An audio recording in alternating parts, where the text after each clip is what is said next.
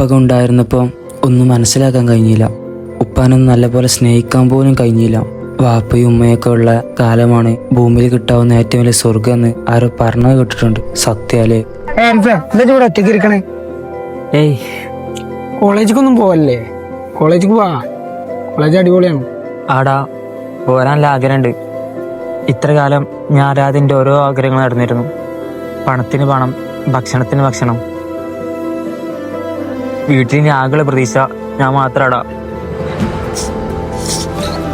സാരില്ല, ഒക്കെ റെഡിയാവും. എന്നാ ഞാൻ പോയോട്ടെ, വീട്ടില് ഉമ്മ ഒറ്റക്കാം. ശരി